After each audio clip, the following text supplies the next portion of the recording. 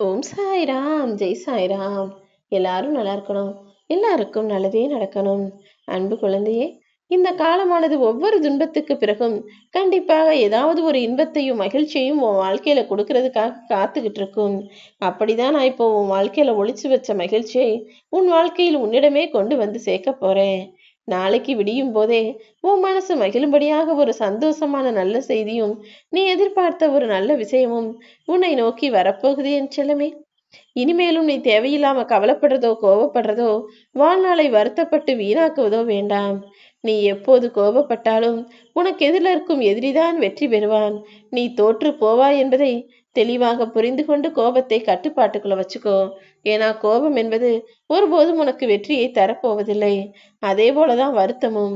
வாழ்க்கையில எல்லாருக்குமே ஏதாவது ஒரு விஷயம் தவறா நடக்கும், தோல்வி அடையும், தப்பாக முடியும். அதையெல்லாம் நினைச்சு வருத்தப்பட்டுக்கிட்டே இருந்தீனா வாழ்க்கையை வாழ முடியாது என் செல்லமே. அடுத்தவங்க தோள் மேல ஏறி நின்று உன்னை உயரமாக காட்டிக் கொள்வதை விட நீ தனியாக நின்று உன் உண்மையான உயரத்தை உலகத்திற்கு காட்டுவதுதான் சிறந்தது.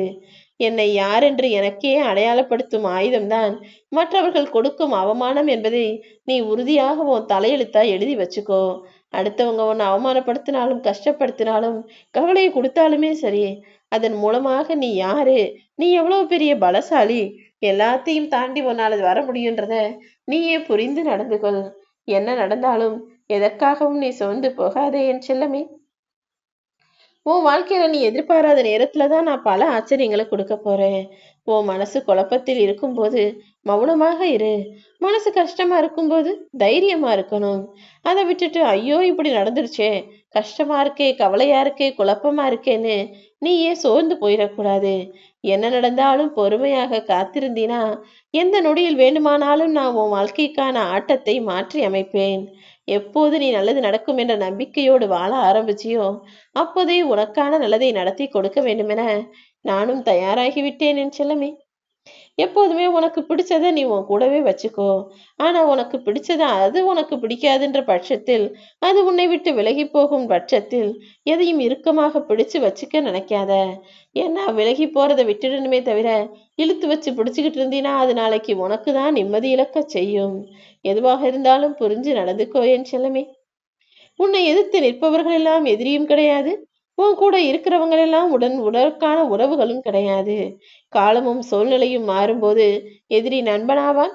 நண்பனும் உறவுகளும் சொந்தமும் கூட எதிரியாக மாறி போவார்கள். எல்லாமே அவரவர் கால சூழ்நிலையை தான் பொறுத்தது. எப்போதும் யாரையும் முழுவதுமாக வெறுத்து விடவும் வேணாம், யாரையும் பகச்சுக்கவும் வேணான்னு சொல்றது இப்போது உனக்கு புரிகிறது தானே. நீ செய்யக்கூடிய ஒவ்வொரு சிறந்த முயற்சியிலும் அவசியமாக நீ 3 விஷயங்களை கடந்து வந்துதான் ஆக வேண்டும்.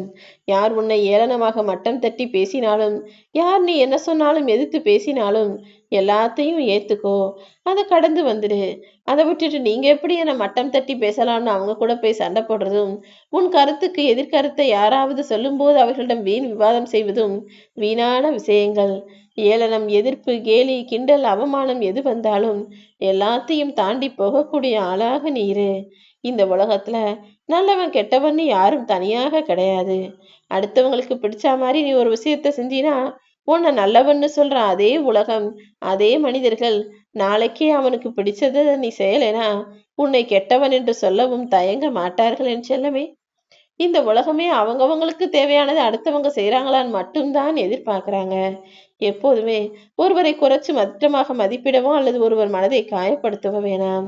ஏன்னா இன்னைக்கு வேணும்னா நீ உயரமா, வலிமையா, அதிகாரமா இருக்கலாம். ஆனால் காலம் அனைத்தையும் மாற்றும். நீ அடுத்தவங்களை மட்டம் தட்டி பேசினாலும் காயப்படுத்தினாலும் அதே வாய்ப்பை நான் இன்னொரு நாள் அடுத்தவங்களுக்கு கொடுத்துருவேன். அப்புறம் அவர்கள் முன்பாக நீ கீழே விழுந்து விடக்கூடாதல்லவா. ஒருபோதும் யாரையும் ஏளனமாகவோ, இழிவாகவோ, மட்டமாகவோ, தாழ்வாகவோ நினைக்காத. உன்னை உயர்வாக நினைச்சுக்கோ. ஆனா அதுக்காக அடுத்தவனை தாழ்வாக நினைக்காதே. பொய் எனும் ஆடையை போட்டுக்கொண்ட மனிதர்கள் எல்லாம் ஒரு நாள் அந்த ஆடையை அவிழ்ந்து போகும்போது மானம் இழந்து போய் அவமானப்பட்டு தலை குனிந்துதான் நிற்பார்கள். நீ ஒருபோதும் எந்த சூழ்நிலையிலும் பொய் பேசாதே. உன் வாழ்க்கை எனும் கண்ணாடியை கவனமாக கையாள பழகிக்கோ. கண்ணாடி கீழே விழுந்தால் உடைந்துவிடும் என்பதை ஒருபோதும் மறந்து விடாதே. உன் வாழ்க்கையில என்றும் எப்போதும் நான் துணையா இருப்பேன்.